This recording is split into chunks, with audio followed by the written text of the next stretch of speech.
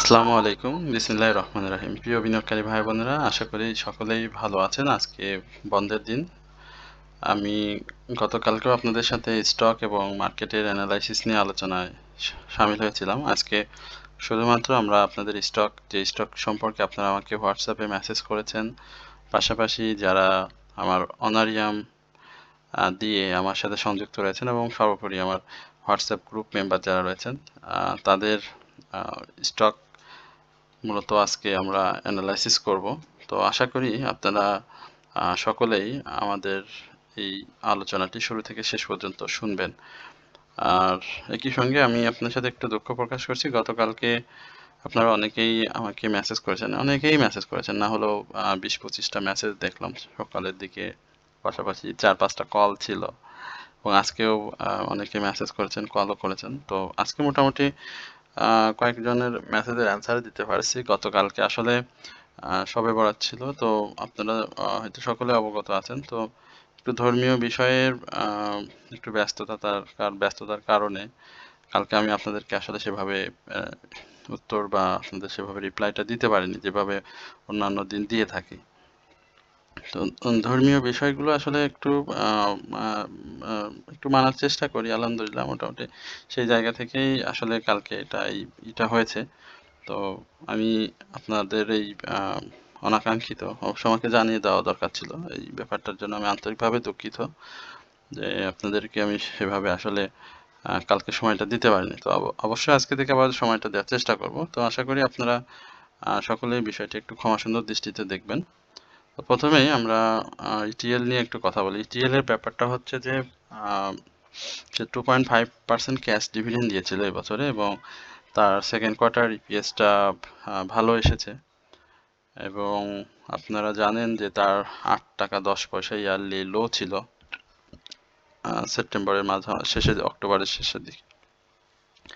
সেই জায়গা থেকে স্টকটি 9 টাকা 30 পয়সা থেকে এই 10 টাকা এই লেভেলটা ব্রেক করতেই পারছিল না, একাধিকবার সে এই জায়গাগুলোতে বাধার সম্মুখীন হচ্ছিল। তবে এইবার কেন আমার কাছে আলোচনার এই পর্যায়ে বলতে হচ্ছে যে এবার মনে হচ্ছে এবারটার মুভমেন্টটা একটু ডিফারেন্ট এবং আপনারা যারা ইটিএলে আছেন, আমি বলবো যে স্টকটি এইবারের মুভমেন্টে 10 টাকা 80 পয়সা, যদি আরও একটু ভালো বলবে 10 টাকা 50 পয়সা, এই জায়গাগুলোতে আপনাদের একটা প্রফিট টেকিংয়ের সুযোগ করে দেবে। তো অনেক সময় থ্রি ইনসাইডে ডাউন ট্রেন্ড করে সে সাইডে মুভমেন্ট ছিল, আবার আউটসাইড আপ ট্রেন্ডের চেষ্টা করে বারবার ব্যর্থ হয়েছে। তো অধিকাংশ ক্ষেত্রে তার ক্যান্ডেলগুলো দুর্বল ছিল, যার কারণে সে সেইভাবে ঘুরে দাঁড়াতে পারে না, অর্থাৎ 10 পয়সা 20 পয়সা এই ধরনের মুভমেন্ট দিয়ে কিন্তু সে বারবার ডাউন ট্রেন্ডে চলে আসছিল। তো এখন এই জায়গাতে আমি বলবো যে যারা ইটিএলে আছেন একটু ধৈর্য রেখে যদি সময় দিতে পারেন ইটিএলটাতে, আশা করি আপনাদের ইটিএলটা প্রফিটের সুযোগ করে দেবে এবং ইটিএল এর ভলিউম পাচ্ছে আগের তুলনায় একটু ইনক্রিজ হচ্ছে গ্র্যাজুয়ালি এবং আরএসআই আপ ট্রেন্ডে যাওয়ার চেষ্টা করছে, বাই সিগনালে রয়েছে। সব কিছু মিলিয়ে আমি বলবো যে ইটিএল এর একটা ভালো সম্ভাবনা রয়েছে। যদি আপনারা ইটিএল এর থাকতে চান তাহলে অবশ্যই এখান থেকে একটা প্রফিট পেয়ে যাবেন। আমরা আইপিটিসি নিয়ে একটু কথা বলতে চাই। আইপিটিসি যদিও 20 পয়সা ডাউন ট্রেন্ড করেছে, সেই জায়গাতে আমি মনে করি যে আইপিডিসির 19 টাকা না 80 পয়সা এই লেভেলটাতে একটা সাপোর্টও রয়েছে এবং শক্ত সাপোর্ট আইপিডিসির। এই জায়গাগুলোতে আসলে তার প্রফিট এবং প্রাইস অ্যাকশনের সুযোগ যথেষ্ট রয়েছে। আমি বলবো যে সাপোর্টটাতে ধরে যদি আপনাদের এন্ট্রি নেওয়ার সুযোগ থাকে তাহলে অবশ্যই এন্ট্রি নেবেন। এখানে 19 টাকার আশেপাশে এসে কিন্তু সে 21 টাকা এই জায়গাতে টাচ করেছে, তাই না? তো এবং এই 21 টাকার ব্যারিয়ারটা আপনি যদি এই জায়গায় দেখেন যে ডাউন ট্রেন্ড করেছিল, এখানে কিন্তু সেইভাবে উঠে গেছে এবং এটা ডাউন ট্রেন্ড, এই লেভেলে ডাউন ট্রেন্ড করে উঠে যায় এইখানে বাধাপ্রাপ্ত এবং সেম একই জায়গায়, অর্থাৎ 20 টাকা 80 পয়সা এবং 21 টাকা, অর্থাৎ এই জায়গাগুলোতে সে ক্লোজ করতে পারছে না এবং ক্লোজ যদি দিতে পারে তাহলে এই জায়গাতে সে চলে আসবে। তো এই জায়গাতে চলে আসলে তার পরবর্তী গন্তব্য কিন্তু এই লেভেলে হয়ে যাবে। তো আমরা দেখেছি এর আগেও সে যে ধরনের ডাউন ট্রেন্ড করেছিল এই যে 17 টাকা, সেখান থেকে সে এই হাইটাও কিন্তু পেয়েছিল। তো আপনাদের এই জায়গাগুলো একটু মার্ক করা উচিত। ভলিউম পেয়ে যাচ্ছে, বেশ ভালো ভলিউম পেয়েছে, যদিও 20 পয়সায় ডাউন ট্রেন্ড হয়েছে। বললাম তো যে প্রফিট টেকিং এর ব্যাপার সেবার ছিল। তো সেই জায়গাতে আমি বলবো যে আপনারা আইপিডিসিটা লক্ষ্য রাখেন। আইপিডিসি ইন্টিজন বলে দিলাম স্পষ্টভাবে যে 19 টাকা 80 পয়সা। তো এই জায়গাতে ফিনান্সিয়াল ইনস্টিটিউশনের যে মুভমেন্ট রয়েছে, আশা করি আইপিডিসি আপনাদের প্রফিটের সুযোগ করে দেবে ইনশাল্লাহ। এবং সব থেকে স্ট্র্যাটেজি হচ্ছে যে আপনার বাই করার ক্ষেত্রে যে বিষয়টা হচ্ছে সেটা হচ্ছে যে অবশ্যই একসঙ্গে বাই না করা, বেশি পরিমাণের কোয়ান্টিটি একসঙ্গে বাই না করা, এবং রিস্ক ম্যানেজমেন্ট যদি আপনার ভালো থাকে এবং ঝুঁকি স্টপ লস এবং বাইয়ের ক্ষেত্রে অবশ্যই স্টপ লসটা নির্ধারণ করে নিতে হবে যে আপনি কত পার্সেন্ট স্টপ লস নিতে চান। সেটা যদি সঠিকভাবে নির্ধারণ করে নিতে পারেন তাহলে স্টপ লসের জায়গাটা আসলে অবশ্যই বা হিট করলে সেখান থেকে বের হয়ে আসতে হবে। এবং প্রফিট টেকিং জোন যেটা থাকবে, আপনি একটা স্টক দেখতে যাবে 5-7 টাকা বাড়বে, আপনি যদি মনে করেন যে আমি 3-4 টাকাতেই নিয়ে নেব, তবে সেই সিদ্ধান্তটা একদম সঠিক হতে হবে যে আবার বেড়ে যাচ্ছে আমি এখন সেল করলাম না, বাট পরবর্তীতে কমে গেল আমি আর বের হতে পারলাম না। তো এই জায়গাগুলোতে খুব শক্তভাবে মনের মধ্যে রাখতে হবে যে আমি এই 5% বা 10% যদি হয় আমি এখানে স্টপ লস নিয়ে বের হয়ে যাব, এবং আপ ট্রেন্ডে গেলে আমি এই জায়গাগুলোতে আমি আপ ট্রেন্ডে আসলে সাথে সাথে আমি বের হয়ে প্রফিটটা নিয়ে নেব, তারপরে স্টক যেখানে যায় যাক। এই ধরনের বিষয়গুলো যদি আপনি সঠিকভাবে নিতে পারেন তাহলে আপনার লসের পরিমাণটা কিন্তু কমে যাবে। আমরা এরপরে আইপিডিসির পরে আপনাদের আমরা সবসময় আপনাদের সাথে কয়েকটি জেডের স্টক নিয়ে আলোচনা করতাম। আপনারা হয়তো খুব বেশি না, হয়তো 4-5টা মতো জেড নিয়ে আমরা পুরো বছরে আলোচনা করেছি। তার মধ্যে আমাদের একটি স্টক নতুন করে মুভমেন্টে ছিল এবং পরবর্তীতে কারেকশন গিয়ে আবারও মুভমেন্টে যাওয়ার যে সম্ভাবনা দেখা দিয়েছে সেটা নিয়ে কথা বলি, সেটা হচ্ছে বিডি ওয়েল্ডিং। এটা নিয়ে আমরা অনেকবার আপনাদের সাথে কথা বলেছি। এই জায়গাতে দেখতে পাচ্ছেন একটা প্রাইস মুভমেন্ট এসেছে এবং এই মুভমেন্টটা আমি মনে করছি যে আরো ভালো হবে এবং 18 টাকা 50 পয়সা চলে যাবে। এই যে মুভমেন্টটা সে দিচ্ছে সেইখানে আপনি যদি দেখেন যে এই জায়গাগুলোতে ভলিউমটা কিন্তু একেবারে কমে গিয়েছিল এবং গ্র্যাজুয়ালি কিন্তু ভলিউমটা করছে। তো ভলিউমটা যেভাবে সে ইনক্রিজ করছে এবং তার আরএসআই যেভাবে রয়েছে, সব কিছু মিলিয়ে এখন পর্যন্ত সে কিন্তু সিগন্যাল চেঞ্জ করতে পারেনি, অর্থাৎ সেল সিগন্যালে রয়েছে, বাট হিস্টোগ্রামের বারগুলো ধূসর হয়ে আসছে, ছোট হয়ে আসছে। তো এই জায়গাগুলোতে আমি বলবো যে আপনি 18 টাকা 50 পয়সার উপরে যদি স্টকটা দেখেন তাহলে ক্লোজ করতে পারে, তাহলে এটি কিন্তু আরো ভালো করবে, তার যে হাইটি রয়েছে 19 টাকা 60 পয়সা সেটাকে ভেঙে ফেলবে। যদিও আপনি এই জেড ক্যাটাগরির স্টকের বাই করার ক্ষেত্রে হয়তো আর্নিং পার শেয়ার বা ইপিএস বলি, ডেপ্ট বলি, ডিভিডেন্ড হিস্ট্রি বলি, সেগুলো হয়তো আপনি খুব বেশি দেখতে পাবেন না বা ভালো লাগবে না আপনার কাছে। তো সেই ক্ষেত্রে আপনাকে অবশ্যই সাপোর্ট লেভেল এবং রেসিস্ট্যান্স, ভলিউম, আরএসআই এই বিষয়গুলো মাথায় রেখেই বাই করতে হবে। তো এবং সাপোর্ট জোনটাকে ধরে ধরে বের করতে হবে, কারণ আপনি এই ধরনের স্টকে ঢুকে কিন্তু মানে জেড ক্যাটাগরির স্টক অত্যন্ত ঝুঁকিপূর্ণ একটা স্টক। মানে আপনার আপনি যদি আমি বললাম আমার আলোচনা শুনে বাই করেন, দ্রুত লাভের লোভে আমি মনে করি যে জেড ক্যাটাগরি এড়ানো ভালো। তবে যদি ঝুঁকি নেওয়ার মানসিকতা থাকে তাহলে অবশ্যই আপনি এই স্টকগুলোতে নজর রাখতে পারেন। এরপরে আমরা এমারাল অয়েল নিয়ে কথা বলতে চাই। হ্যাঁ, এমারাল অয়েল হলো জেড ক্যাটাগরি একটি স্টক। দেখেন এই জায়গাতে এমারাল অয়েলের সেই জায়গাটা আমরা একটু দেখার চেষ্টা করি যে একবার হল্টেড হয়ে পরে আবার এই, হ্যাঁ, এই জায়গাগুলোতে দেখেন এমআরএল এর এই যে এখানে ডাউনে আসছিল এবং সেই ডাউনটা ছিল হচ্ছে 10 টাকা 20 পয়সা, সেখান থেকে শুরু করে সে 17 টাকা 70 পয়সা গেল এবং এই জায়গায় এসে আবারও সে ডাউন ট্রেন্ড ক্রিয়েট করে। তো এইবার তার যে ডাউন ট্রেন্ড দেখেন প্রায় ভলিউম ভলিউম করে করে এইখানে এসে আবার এবার ভলিউম তো নিচ্ছে।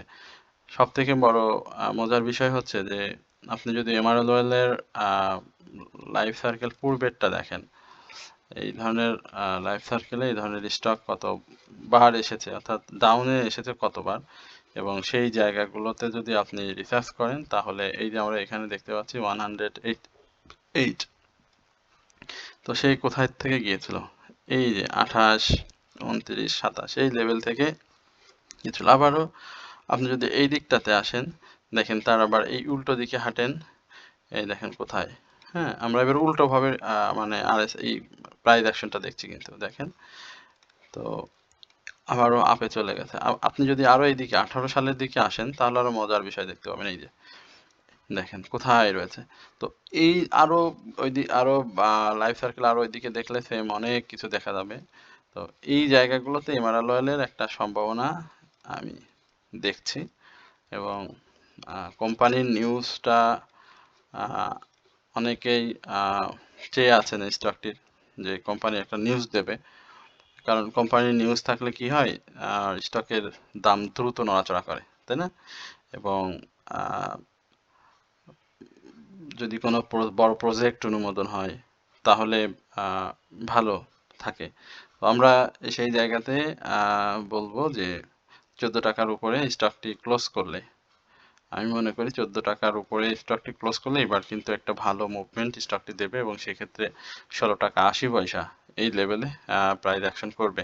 সুতরাং জেড ক্যাটাগরির স্টক, সেখানে রিস্ক ম্যানেজমেন্ট এবং স্টপ লস সেট করবেন। মার্জিন লোন ব্যবহার করতে হলে সেসব ব্যাপারেও অনেক সতর্কতা অবলম্বন করতে হবে। সেই বিষয়গুলো মাথায় রেখে অবশ্যই আপনারা স্টকটি লক্ষ্য রাখতে পারেন, আশা করি স্টকটি ভালো করবে। এরপরে আমরা আপনাদের সঙ্গে আরো বেশ কিছু স্টক নিয়ে আলোচনা করব। তার মধ্যে আমাদের আরেকটি স্টক ছিল হচ্ছে জিপি। এই স্টকটি নিয়ে আপনারা একটু জানতে চাচ্ছেন, আমরা একটু বলি। জিপির ফান্ডামেন্টালি খুব ভালো একটি স্টক, অসাধারণ স্টক, কোনো সন্দেহ নেই। এই জায়গাগুলোতে সাপোর্টের ব্যাপারটা আমি যদি বলি যে 260 টাকা খুব কাছাকাছি জায়গাতে চলে আসছে, এবং আমি বলবো যে আপনি 260 টাকা এই সাপোর্টটাকে রেসপেক্ট করেন, এবং স্টকটিও হয়তো রেসপেক্ট খুব করে করতে চাইবে, এবং আপনি জিপিতে এক্সিট প্ল্যান রাখেন যেখানে আপনি আসলে কত দিনের জন্য ইনভেস্ট করতে যাচ্ছেন। আসলে এই ধরনের ফান্ডামেন্টাল স্টকগুলোতে আপনি যদি দ্রুত বাই সেল করতে চান তাহলে কিন্তু আপনার প্রফিটটা খুব রিস্ক জোনে চলে আসবে। আপনাকে দীর্ঘ সময়ের জন্য মূলত বিনিয়োগ করতে হবে। হয়তো মিনিমাম আপনি যদি আপ ট্রেন্ডে ইন করেন তাহলে আপনি দ্রুত প্রফিট পাবেন, বাট আপনি যদি আরএসআই দেখে ভলিউম দেখে দেখে যদি ধাপে ধাপে এন্ট্রি নেন তাহলে আমি বলবো যে আপনি একটু সময় নিয়ে চিন্তা করেন স্টকটির প্রফিটটা নেওয়ার জন্য, মিনিমাম 1 বছরের জন্য হোক। তো সেই জায়গাগুলোতে আপনি জিপিটা দেখতে পারেন, বিসিতেও দেখতে পারেন, অসাধারণভাবে তারা ভালো করবে। মার্কেট পরিস্থিতি দেখতে পাচ্ছেন যেভাবে টার্ন ওভারটা আস্তে আস্তে বৃদ্ধি পাচ্ছে, সেই টার্ন ওভার এবং নির্বাচন পরবর্তী সময় যদি একটু আমাদের পরিবেশটা অনুকূলে থাকে তাহলে অবশ্যই কিন্তু মার্কেট এখান থেকে আরো অনেক দূরে যাবে, এবং সেক্ষেত্রে প্রতিটি স্টকের ভালো প্রাইস অ্যাকশন হবে। তো জিপির যে সাপোর্টের কথা বললাম সেই সাপোর্টটি অবশ্যই মাথায় রাখবেন, এবং 280 প্লাস আমরা সাপোর্ট থেকে ঘুরে আসলে স্টকটি পাবো। যদিও হিস্টোগ্রামের বারগুলো ধূসর হয়ে এসেছে, তো সেই জায়গাগুলোতেও আপনারা অবশ্যই একটু নজর রাখবেন। আশা করি আপনাদের জিপি নিরাশ করবে না এবং অবশ্যই ভালো করবে। আমরা রেনেটা নিয়ে আপনাদের সাথে কথা বলেছিলাম, সেই জায়গাতে রেনেটার কি অবস্থা একটু দেখে আসি। রেনেটা ক্যান্ডেলের, আচ্ছা রেনেটার যে প্রাইসটা ছিল সেই আমরা একটু অ্যাডভার্টাইজমেন্ট আপনাদেরকে একটু দিতে চাই, যে যারা এখনো আমাদের সাথে অনারিয়ামের মাধ্যমে সংযুক্ত হননি তাদেরকে বলবো যে আপনারা আমাদের আলোচনা হয়তো নিয়মিত শুনে থাকেন, বা আমাদের এই ব্যাপারটিও আপনারা জানেন যে আমরা 3টি স্টকের সমন্বয়ে একটি ওয়াচলিস্ট আপনাদেরকে সরবরাহ করি মার্কেট চলাকালীন সময়ে, এবং সেই জায়গাতে আপনাদের ক্যাশ ফ্রি থাকলে আমরা সেই স্টকটি বাই করার ক্ষেত্রে সর্বোচ্চ সহযোগিতা করি, এবং ফেক আপট্রেন্ড থাকলে মার্কেটের বাই থেকে বিরত রাখার জন্য আপনাদেরকে ব্যক্তিগতভাবে হোয়াটসঅ্যাপে জানিয়ে দিই। এছাড়াও আমরা আপনাদের সব সময় যে কথাটি বারবার বলে আসছি যে অনারিয়ামের মাধ্যমে আপনারা যদি আমাদের এই সার্ভিসটিতে যুক্ত হন, তাহলে আমরা আপনাদেরকে পোর্টফোলিও ম্যানেজমেন্টে সর্বোচ্চ সহযোগিতা করব। আপনারা আমাদেরকে জিজ্ঞেস করবেন, প্রশ্ন করবেন, অ্যাডজাস্টমেন্ট, স্টপ লস এবং মার্কেটের সর্বোপরি যে কোনো নিউজ যদি থাকে সেটিও আমরা আপনাদেরকে ব্যক্তিগতভাবে হোয়াটসঅ্যাপে সরবরাহ করি। তো আমরা এই সেবা গুলো আপনাদেরকে খুব সামান্য নামমাত্র অনারিয়ামের মাধ্যমে করে থাকি, এবং সেটি যদি আপনারা আমাদের সাথে নিয়ে সংযুক্ত হতে চান, তাহলে আমি বলবো যে অবশ্যই আপনারা আমাদের সাথে যোগাযোগ করবেন। এইটি আমরা যে অনারিয়ামটা নিই প্রাথমিকভাবে 1 মাসের জন্য আমরা আপনাদেরকে এই অনারিয়ামের মাধ্যমে এই শুভ সেবাটি প্রদান করে থাকি, এবং পরবর্তী সময়ে যদি আপনাদের ভালো লাগে বা আমাদের সাথে যদি যুক্ত হয়ে কাজ করতে চান, তাহলে আমরা সেটাকে সাধুবাদ জানাই। তো আশা করি আপনারা আমাদের এই অ্যাডভার্টাইজমেন্টটা শুনে অবশ্যই আমাদের সাথে যোগাযোগ করবেন, এবং অনেকেই আমাদের সাথে কিন্তু যোগাযোগ করে ভালো একটা অবস্থান রয়েছে। এছাড়াও আমরা পবিত্র ঈদুল ফিতরের ব্যাপারটি বারবার আপনাদের সামনে নিয়ে আসি। এমন হয় যে আপনারা অনেকদিন ধরে আমাদের আলোচনা শুনে থাকেন, আজকে কালকে করে করে যোগাযোগ করবেন, এভাবে অনেক সময় পার হয়ে যায়। কিন্তু যে সময়টা যোগাযোগ করেন, আমি দেখেছি অনেকেরই যোগাযোগের সময়টা আসলে আমাদের সাথে সেভাবে টাইমিংটা ফোকাস করতে, মানে টাইমিংটা হয় না। তবে আমরা এই মুহূর্তে যেটা করছি সেটা হচ্ছে পবিত্র ঈদুল ফিতরে যাতে আমরা এই সময়টুকুর মধ্যে অন্তত দুইটা তিনটার প্রফিট যেন আমরা নিতে পারি সে ব্যাপারে আমরা কাজ করছি, এবং আমরা স্টকের প্রতি খুব ফোকাস করছি এই মুহূর্তে, কারণ আমরা ইন্ডেক্সে ফোকাস করলে আমাদের আসলে দীর্ঘমেয়াদী আটকে পড়ে যাওয়ার সম্ভাবনা থেকে যায়। তো যে কারণে আমরা স্টকের প্রতি ফোকাস করছি। তো আপনারা যদি আমাদের সাথে সম্পৃক্ত হন, তাহলে অবশ্যই আমাদের সাথে যোগাযোগ করবেন। আমাদের নাম্বারটি আমি একবার মুখে বলে দিচ্ছি, 01768583897। এই নাম্বারটিতে যোগাযোগ করলে আরো বিস্তারিত জানতে পারবেন। আচ্ছা, আপনি রেনেটা কেন কিনেছেন? আমি যদি আপনাকে প্রশ্ন করি, এবং রেনেটা আপনি কতদিন রাখবেন? আহ, যদি এবং এই রেনেটা বাই করার সময় আপনি কত পার্সেন্ট স্টপ লস সেট করেছেন, এবং আপনি যদি, আমি 3টা প্রশ্ন করলাম যে কেন কিনেছেন, কতদিন রাখবেন, বা কোথায় স্টপ লস সেট করেছেন, এই প্রশ্নের উত্তর যদি আপনি দিতে না পারেন, তাহলে আপনার স্টকটা কেনা কিন্তু উচিত হবে না। অর্থাৎ আপনি যখনই কোনো স্টক বাই করবেন, তো সেই ক্ষেত্রে আপনার অবশ্যই 3টা প্রশ্ন সবসময় মাথায় রাখতে হবে, যে আমি কেন কিনছি, আমি স্টকটি কতদিন রাখবো, এবং আমার এই স্টকটি আহ, কি পরিমাণে আমি স্টপ লস নিতে পারবো। সেই স্টপ লস রিস্ক ম্যানেজমেন্ট, অর্থাৎ যেটি বারবার বলি, স্টপ লসের 5% 8%, এই বিষয়গুলো যদি আমি সেট না করে বাই করি, তাহলে কিন্তু কিছুই করা যাবে না। আমরা এই স্টকটি 375 টাকা থেকে আমি আলোচনা করছি, এখন 460, এবং গত দিনের আরও হয়েছিল 475 প্লাস প্রাইস অ্যাকশন করেছিল, এখানে দেখতে পাচ্ছেন। তো এখন একটু কারেকশন জোনে আসবে, হ্যাঁ, এখন একটু কারেকশনে আসবে, এবং সেই মেজর কারেকশনটা হচ্ছে 443 থেকে 439, এই লেভেলে একটা কারেকশন আসবে, এবং সেই কারেকশন জোনে আবারও আপনারা চেষ্টা করবেন। আরএসআই এই মুহূর্তে অনেক রিস্কি জোনে রয়েছে, সুতরাং 70-তে যদি কিনতেন, তাহলে 86-এ আরএসআই আপনারা প্রফিট পেয়ে যেতেন ভালো। তো এখন অবশ্যই আপনাদের উচিত হবে এই স্টকটি ধৈর্য সহকারে কারেকশনের জন্য অপেক্ষা করে, এবং কারেকশন পরবর্তী সময়ে অবশ্যই স্টকটিতে এন্ট্রি নেওয়া। আমরা আরো বেশ কয়েকটি স্টক আমাদের ছিল, সেই স্টকগুলো আসলে আলোচনা করা হয়নি। আমরা একটু সময় নিয়ে দেখি যে আসলে কোন স্টকগুলো আপনাদের ডমিনেজের ব্যাপারে জানতে চাচ্ছেন। আমরা একটু ডমিনেজটা, ডরিন পাওয়ার এবং ডমিনেজ দুটাই বলি। ডরিন পাওয়ারটা আগে বলি। ডরিন পাওয়ারটা ক্যান্ডেলের এখানে একটু কারেকশন নিবে, এবং এই কারেকশনটা খুব বড় কারেকশন হবে না স্টকটির, এবং যদি বলি যে 28 টাকা 40 পয়সা এই লেভেল একটা কারেকশন থাকবে, এবং সেই কারেকশনটা ফেস করে আবার উঠে যাবে আমরা ডরিন পাওয়ারটা দেখলাম। এরপরে আমরা দেখবো হচ্ছে ড্যাফোডিল। হ্যাঁ, ড্যাফোডিলের কি অবস্থা। ড্যাফোডিল কম্পিউটার 42 টাকা 80 পয়সাতে অবস্থান করছে। ড্যাফোডিল কম্পিউটারে আসলে পি রেশিওটা খুব অনেক বেশি। এখানে তার ন্যাব বা তার সেকেন্ড কোয়ার্টার ইপিএস এর যেটা একটা পজিটিভ মুভমেন্টের জন্য মানে ভালো হতো, সেই জায়গাটা আসলে করছে। তো 35 থেকে অনেকদিন একটা সাইডে মুভমেন্টের মধ্যে দিয়ে যাচ্ছিল, তো বাই সিগন্যালে রয়েছে।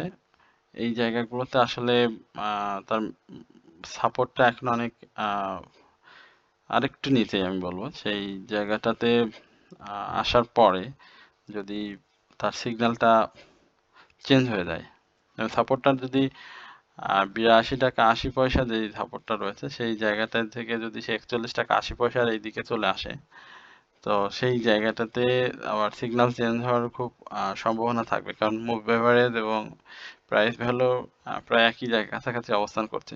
এবং এই জায়গা থেকে যদি আবার আপ ট্রেন্ডে যায়, তাহলে 46, হ্যাঁ, এই যেখানে এই জায়গাগুলোতে বারবার এরা এই যে এখানে যে ক্লোজটা করেছিল 47.40, এই জায়গার ক্লোজটা আরেকটু উপরে হলে খুব ভালো হতো। তো সেই জায়গাটাতে করতে পারেন, এবং সেটাকে যদি করে যদি সে আপ ট্রেন্ডে যেত, সেক্ষেত্রে আমরা 50 থেকে 53, এক্স্যাক্টলি 54 এই লেভেলে তাকে দেখতে পেতাম। ড্রাই ভলিউম থেকে আপ ট্রেন্ডে গিয়েছে, এবং যে প্রাইস মুভমেন্ট আমরা দেখতে পাচ্ছি সেখানে 47 বা 48 এই লেভেলটাতে ব্রেকআউটটা খুব জরুরি, এবং এইখান থেকে ব্রেকআউট করলে সরাসরি একটা স্পেস পাবে প্রাইস অ্যাকশনের জন্য, এবং সেই স্পেসে সে 56 এই লেভেলে প্রাইস অ্যাকশনের চেষ্টা করবে। তো যেহেতু সেক্টরের কথা যদি একটু চিন্তা করি, স্লো সেক্টর, সম্ভবত সঙ্গত কারণে এই জায়গাতে একটু সময় নেবে, এবং মুভমেন্টের ক্ষেত্রে ভলিউমটা অবশ্যই ক্যারি করতে হবে। ভলিউম ক্যারি, মার্কেটের ইন্ডেক্সের মুভমেন্ট এবং সেক্টর মুভমেন্ট, এই সব কিছুর কম্বিনেশন যদি ব্যাটে বলে হয়ে যায়, তাহলে এটি দ্রুতই প্রাইস অ্যাকশন করবে। আর যদি এই ধরনের কোনো কিছু না দেখেন, যাদের 35-এর এই লেভেলগুলোতে বাই রয়েছে, বা 50 বা 41-এ এই লেভেলে যাদের বাই রয়েছে, আমি মনে করি যে তাদের উচিত হবে এখান থেকে বের হয়ে যাওয়া, বের হয়ে স্টপ লস নিয়ে নেওয়া। আর যাদের বেশিতে বাই করা রয়েছে, তাদের অ্যাডজাস্টমেন্ট করতে হলেও সেই অ্যাডজাস্টমেন্টটাও 35-এর এই লেভেলটাতে করলে ভালো হতো। সেক্ষেত্রে হয়তো এই জায়গাতে বের হওয়ারও সুযোগ ছিল, কিন্তু যারা অ্যাডজাস্টমেন্ট করতে পারেননি বা ক্যাশ পেয়েছিল না, তাদের অবশ্যই সময় নিতে হবে। এবং সর্বশেষ আমরা আরেকটি স্টক দিয়ে আলোচনা করে আজকে শেষ করে দিই, এবং সেটা হচ্ছে আইবিপি। আইবিপি তো ভালোই করছে, ভলিউম পেয়েছে 30 পয়সা, প্রাইস অ্যাকশন হয়েছে। যে ক্যাশ দিছে সেটা তো মুখে বলার মতো না। এখন মুভমেন্ট যেটা করছে সেখানে আমরা 13 টাকা 30 পয়সার এই লেভেলটাকে একটু প্রফিট টেকিং জোন ধরে নিই, ভালো প্রফিট টেকিং জোন। এবং এখানে আসলে এটা ভালো সেল প্রেশার সে ফেস করবে। আবার নতুন করে বাই সিগন্যালে এসেছে, আশা করা যায় যে স্টকটি ভালো করবে, এবং সেই ভালোতে আপনাদের অবশ্যই একটা প্রফিটের সুযোগ থাকবে। আপনারা যারা স্টকটিতে আছেন, অনেকেই মানে খুব খারাপ অবস্থার মধ্যে দিয়ে আছেন আমি জানি। সেই খারাপ অবস্থাটা আসলে বের হতে পারলে, বের হতে হলে আপনাদেরকে অবশ্যই স্টকটি অ্যাডজাস্টমেন্ট করার জন্য বিভিন্ন অবস্থায় আপনাদের বাই সেল করতে হয়েছে। তো এই জায়গাতে তার যে মুভমেন্ট ছিল আইবিপির, তো সেই ক্যাটাগরি চেঞ্জ ব্যাপারটা হয়তো আপনারা অবশ্যই মাথায় রেখেছেন। তো সেই জায়গায় হাই ছিল অনেক বেশি, তো ওই দিনই অনেকেই বায়ও করেছিলেন, এবং পরবর্তীতে কারেকশন শেষ করে আবারও মুভমেন্টে গিয়েছে। এখন আমার কাছে যেটা মনে হয় যে 13 টাকা 60 পয়সা এই জায়গাটাই আসলে খুব একটা টার্নিং পয়েন্ট হবে স্টকটির, বিকজ সে সেকেন্ড কোয়ার্টার ইপিএসটা ভালো দিয়েছে, এবং অলরেডি 80-90 পয়সার মতো একটা প্রাইস অ্যাকশন করছে বেশ কয়েকদিন আনচেঞ্জ অবস্থাতে থেকে। তো এই বিষয়গুলো একটু মাথায় রাখবেন। হ্যাঁ, মাথায় রেখে যদি বিনিয়োগ করতে পারেন, তাহলে ভাই আপনার জন্য শেয়ার মার্কেটে অনেক সহজ হয়ে যায়। তো আশা করি যে আইবিপি সেই জায়গাটাতে আপনাদের নিবে এবং প্রফিট টেকিং এর সুযোগ পাবেন। তো এই আলোচনা আর বেশি দীর্ঘ করলাম না, এবং আপনাদের যদি কোনো স্টক সম্পর্কে জিজ্ঞাসা থাকে সেটি অবশ্যই কমেন্ট সেকশনে লিখে জানাবেন। কারণ কালকের মার্কেটটা নিয়ে একটা বার্তা দিতে চাই, সেটা হচ্ছে যে মার্কেটের একটু কারেকশন জোন আমরা হয়তো খুব দ্রুতই দেখব। ছোট ছোট কিছু কারেকশন আমরা বারবারই আলোচনায় বলছিলাম। তো সেই জায়গাতে আপনারা একটু ফোকাস রাখবেন। হঠাৎ করে বাই করার জন্য ঝাঁপিয়ে পড়েন না। মানে খুব সতর্ক সহিত স্টকগুলোতে ফোকাস করে তারপরে এন্ট্রি নেবেন। তো আশা করি সকলেই আলোচনা মনোযোগ সহকারে শুনেছেন। সবাইকে আন্তরিকভাবে ধন্যবাদ এবং কৃতজ্ঞতা প্রকাশ করছি। একই সঙ্গে আমাদের চ্যানেলটি সাবস্ক্রাইব করার জন্য আপনাদের বিনীতভাবে অনুরোধ করছি। আসসালামু আলাইকুম ওয়া রাহমাতুল্লাহি ওয়া বারাকাতুহু।